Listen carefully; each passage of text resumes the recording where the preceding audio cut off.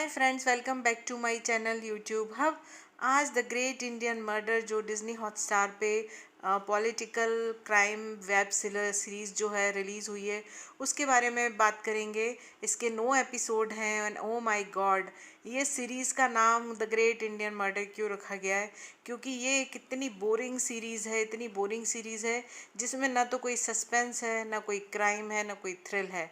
मुझे नहीं पता कि इस सीरीज़ में इतनी स्टोरी लाइन जो है इसकी इतनी वीक क्यों है, जबकि इसके जो किरदार हैं वो बहुत ही ज़्यादा मंझे हुए कलाकार हैं।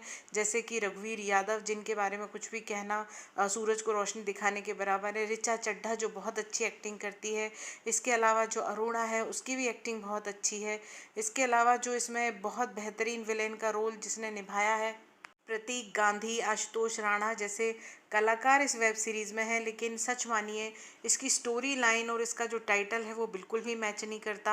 ये 9 एपिसोड्स की जो सीरीज़ है वो ऐसा लगता है कि जैसे ज़बरदस्ती इसको स्टोरी को जो है लंबा खींचा जा रहा है।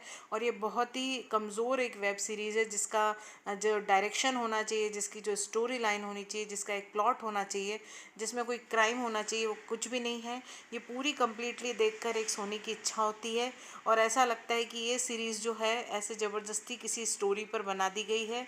इसका कोई भी सस्पेंस नहीं है, आखिरी तक क्यों देखे कोई भी व्यूअर, ये समझ में नहीं आता। इससे काफ़ी ज़्यादा उम्मीदें थी, जैसा कि इसका टाइटल है द ग्रेट इंडियन मर्डर, लेकिन मर्डर जैसी कोई भी चीज़ नहीं है। क्योंकि जैसे ही आप एपिसोड 1 शुरू करते हो और उसके बाद सेकेंड एपिसोड जैसे ही शुरू होता है, उसमें गोली मारकर जो मेन किरदार है अरोड़ा, उसकी हत्या हो जाती है। और जब आपको ये पता होता है कि ये किसने गोली चलाई है, क्लियर कट प्लॉट में आपको बार बार ये दिखाया जाता है और इस तरीके से सस्पेंस नाम की कोई चीज़ इसमें नहीं रहती है।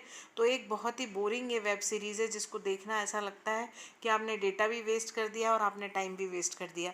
जबकि इसमें इतने मंझे हुए कलाकार हैं, आशुतोष राणा जैसे, रघुवीर यादव जैसे, ऋचा चड्ढा जैसे लोग हैं जिनको लेकर एक बहुत अच्छी स्टोरी लाइन बनाई जा सकती थी।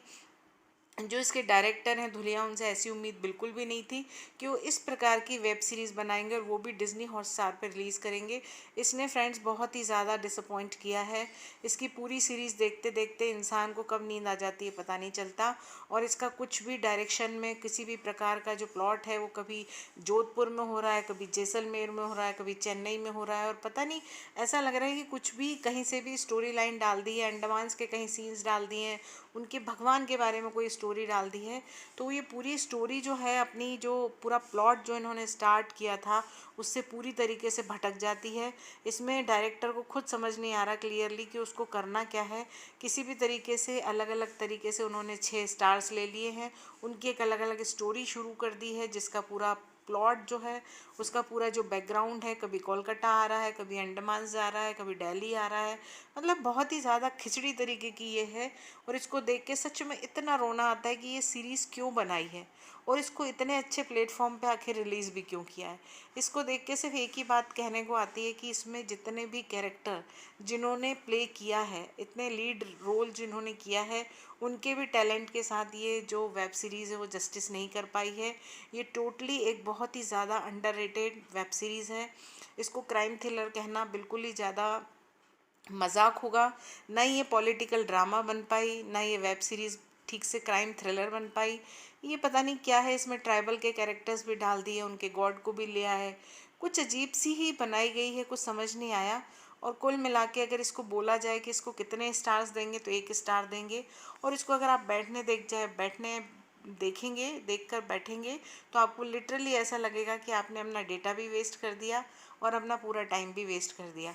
तो ये उम्मीद बिल्कुल भी नहीं थी। इसको बहुत अच्छी एक जिस तरीके से इसका टाइटल दिया है, बहुत अच्छी है कि वेब सीरीज़ बनाई जा सकती थी। लेकिन 9 एपिसोड पूरे कम्प्लीटली इसके बकवास हैं, बहुत ज़्यादा टाइम वेस्ट है। कोई सस्पेंस नहीं है, कोई स्टोरी लाइन नहीं है, कोई प्लॉट नहीं है, कोई डायरेक्शन नहीं है।